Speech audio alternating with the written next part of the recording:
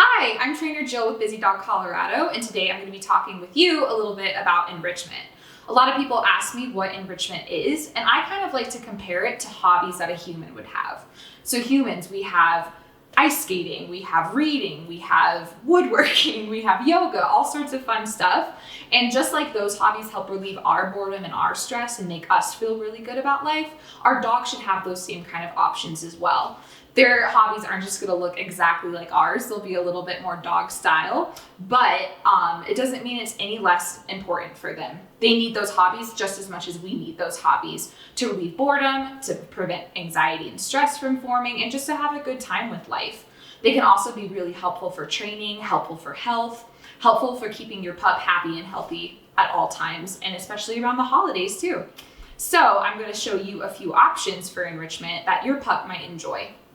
So one of my favorites that I have never met a dog that doesn't like it, this is called the Snuffle Mat. This is one of my favorite enrichment items.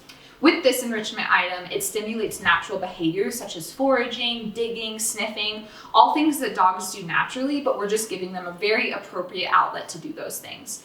So with this Snuffle Mat, what you can do, you can take your dog's regular kibble, you can take their treats, and you just hide it in these little folds.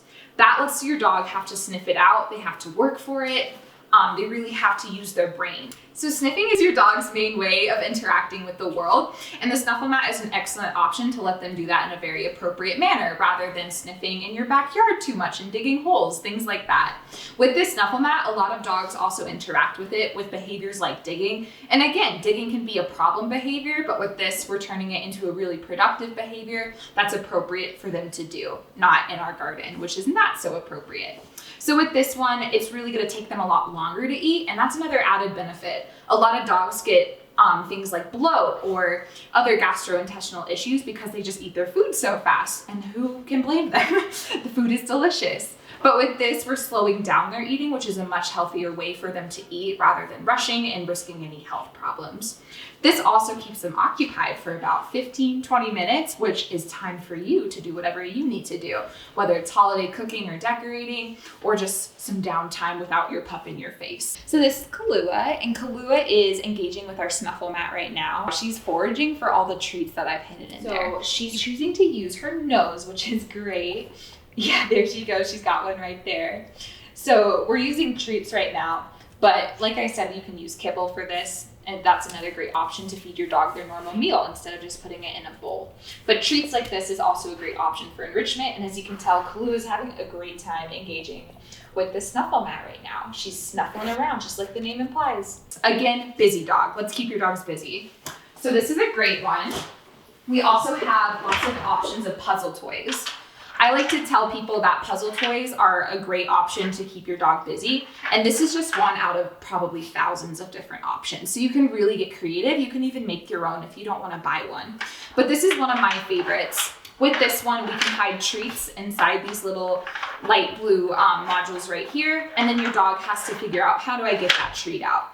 The way they do it is by sliding it onto one of these holes and then sliding this back so then that treat is open for them. So this one also has a lot of swinging doors, which can really hide that treat or again, kibble from your pup. And then they have to work for their food. Why get them their food in just a bowl when we can have them work for it, get some excess energy out, and get, more importantly, some mental energy out? Mental energy is so underrated. The best way of getting your pup's energy out, not always an hour-long walk or a run in the park. Sometimes just giving them mental games like this can get that energy out even more than physical exertion can. So this is another great option. And just like the Snuffle Mat, it can also slow down your dog's eating, which is an added benefit. And just like that Snuffle Mat too, it keeps them busy for 15 to 20 minutes, which is then your time, which is awesome. So here is Kahlua using that really fun puzzle toy we saw. So as you can see, she has to manipulate all of the knobs on there, all of those little flaps. She has to swivel them in order to get that treat out. And because there's that two component that has the flaps and the knobs, sometimes they run together. So then it's an extra challenge for your dog to figure out, oh, those are stuck together. How do I get them unstuck to then get that treat out that's underneath? So this is keeping her busy. Just imagine if we were giving her some kibble in there. She could eat an entire meal like this and slow down her eating a lot, which is really good. With this one though, she is interacting with it physically, but it's much more of that mental workout for her of, I smell stuff under there. Now how do I get it? So this is another great one. Like I said, there are thousands of options of these puzzle toys, but this is just one of my favorites. Another great one, we have this puzzle ball. So with this one, you see it has one little hole here, and we can put kibble or treats in this one as well. And then it's basically your dog's job to rock this around on the floor in order to get those treats to fall out. This one is a great one because it's not just engaging them mentally, but it's also really engaging them physically. They have to use their nose to push this ball around. They have to use their paw to push this ball around. So they're getting a lot of interaction, that's physical stimulation, as well as that mental stimulation. So here's Kahlua with her puzzle ball feeder. So what she's doing is she's manipulating it with her nose, she's manipulating it a bit with her paw. So it's giving her some mental and physical stimulation, which is great. It's 2 for 1. It's important for them to be healthy that we're stimulating them mentally and physically. So this one does both. This is also one, it's slowing down her eating. She's not able to just gobble up those treats really fast. She has to work for them. This is another great enrichment option as well. This is called a Snoop. With this one, it kind of wobbles around on the ground, and just like that puzzle ball with this one, it's the dog's job to manipulate it either with their nose, with their paws, in order to make those treats fall out. Or kibble, again, why give them their diet in a bowl when we can kind of make them work for it and work on those problem-solving skills as well. So with this particular one, you can open it up just like this, pour in treats, kibble, fold it back, and then boom, it's ready to go. This one's also going to keep them busy for a long time and give you extra time for yourself. So this is Kahlua interacting with that Snoop from Orbee Tuff. This is a great one. You can put those treats or kibble inside, and then again, she has to figure out, how do I get it? She's trying right now. This is the first time she's ever used it. She's trying to just stick her face in the middle, see if she can use her tongue to get it out, almost the same way that she'd be getting peanut butter out of a Kong. But with this one, the trick is also for her to paw at it, sniff at it a little bit. So we'll see if she tries to interact with it in that way. Yes, good girl. Good girl. So you saw Kahlua there. She just pawed at it. She just nosed it. And that's actually, she did get a few treats out of that. So that's a great option. Good girl. Good girl. She's manipulating it in all sorts of ways, which is awesome. That's exactly what we want. And again, it can be treats in there or it can be kibble. This is another great option. This is called a lick bowl. With this lick bowl, it's actually a very repetitive and soothing kind of behavior for your dog. Just like we have hobbies where we knit or we crochet, and that's a very repetitive, calming behavior for us. Dogs do the same thing, but with licking or with chewing. So this is a great option to give them a very self-soothing kind of behavior in an appropriate manner. So then they're not licking their paws raw, they're not licking us when we don't want to be licked, they're not licking maybe our couches, they're licking something that's appropriate and safe for them to lick. So with this lick bowl, what you can do is you can smear it with peanut butter, coconut oil, raw food, canned dog food, yogurt that's safe for your dog, lots of different options. So then you can even freeze it to have it last longer and then just give it to them on the floor. Because it's in this bowl shape, it's gonna wobble around and make it a little bit harder for your dog, which is good because it's gonna take more time and also test their problem solving abilities. So here's Kahlua interacting with that lick bowl that we were talking about. As you can see, it doesn't just stay in one place, it wobbles around, which makes that licking all that good coconut oil out a little bit harder for her. It's gonna engage her brain a little bit more, force her to problem solve. But then she's also getting that relaxing, repetitive, soothing feelings from just licking over and over again. So this is another great option. On a similar note to that licking, we have chews. Chews are the same thing where it's that repetitive motion. It's very soothing for your dog. And with chews, we also get that added benefit of it's really good for your dog's teeth.